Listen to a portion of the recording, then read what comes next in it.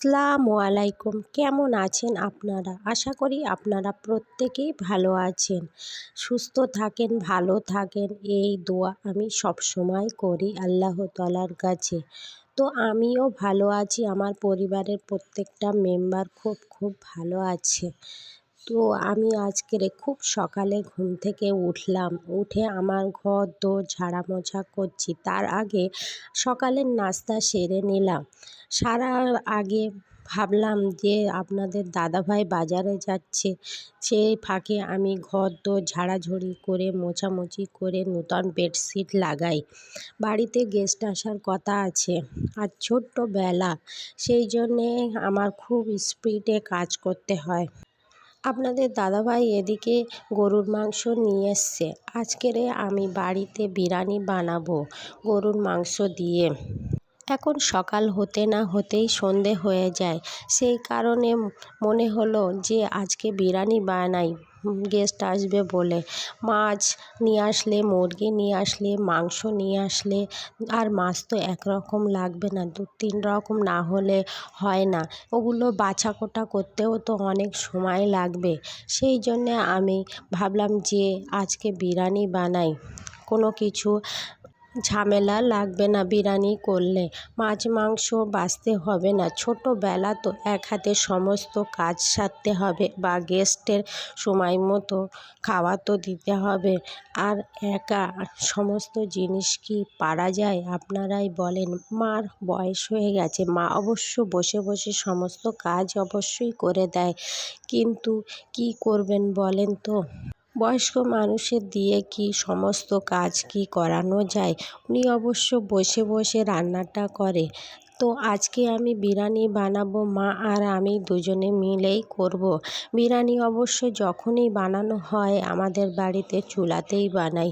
চুলায় না বানালে ভালোভাবে ভাতটি ভাবে না। ওটা ভাতটি সুন্দরভাবে ভাবানোর জন্যে চুলাতেই বানানো হয়। মা ওদিকে বাছাবুছি কিছু করে দিল, আমি ওগুলো ধোয়াধুয়ি করে মায়ের কাছে দিয়ে মশলাটি নিয়ে চলে আসলাম রান্নাঘরে। মশলাটিও বাটাবুটি করলাম, করে নিয়ে সমস্ত জিনিস রান্নাবান্না হয়ে গেল। তো গেস্ট আসার আগে মিষ্টিটি আমি ডাইনিংয়ে রেখে চাপা দিয়ে রেখে গেলাম, যে গোসল করতে যাওয়ার আগে যদি গেস্ট এসে যায় মা ওটা বার করে তো দিতে পারবে। তো মনে হলো তার ফাঁকে পাঁপড়টাটি ভাজা হলো না, পাঁপড়টা ভেজে তারপরে আমি গোসলে যাব। পাঁপড়টি ভেজে একটা ক্যারি ব্যাগের মধ্যে আমি রেখে দেব, ওটা একদমই নরম হবে না। এইভাবে আমি একে একে সমস্ত পাঁপড়গুলি ভেজে নিলাম। ভেজে নিয়ে আমি গোসলে চলে গেলাম। গোসল করে যখন বাইরে আসলাম তখন গেস্ট চলে আসলো। গেস্টকে আমি প্রথমে ফ্রুটি দিলাম, তারপরে মিষ্টি দিলাম। গেস্ট কে আসছে সে কথা তো আপনাদেরকে বলা হলো না। আমার খালা শাশুড়ি আসছে আর খালু শ্বশুর।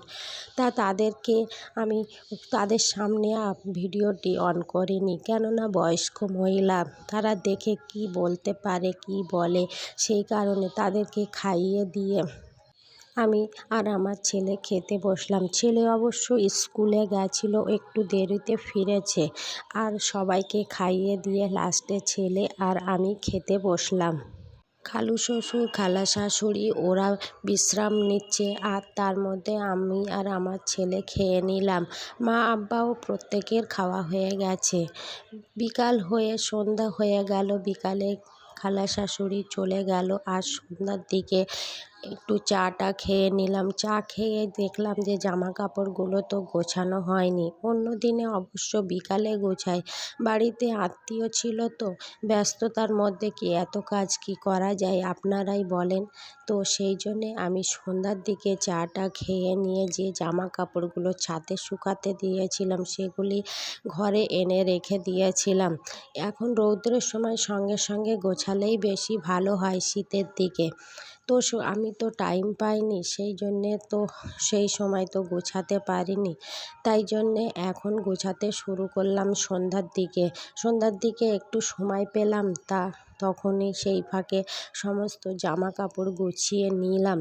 সেগুলি গুছিয়ে নিয়ে আলমারিতে রাখলাম। আপনাদের দাদা ভাইয়ের প্রত্যেক দিনই জামা কাপড় কাচতে হয়, আর প্রত্যেকভাবেই সুন্দরভাবে পাট করে আলমারিতে রেখে দেই। ভাঁজ না থাকলে ওর পরতে নাকি ভালো লাগে না। অনেক গল্প, অনেক কথা আপনাদের সঙ্গে বললাম। তো আমার ভিডিওটি কেমন লাগলো অবশ্যই আপনারা একবার জানাবেন। আর বেশি কিছু কথা আপনাদের কাছে শেয়ার করলাম না। তো ভালো থাকবেন, সুস্থ থাকবেন। আসসালামু আলাইকুম।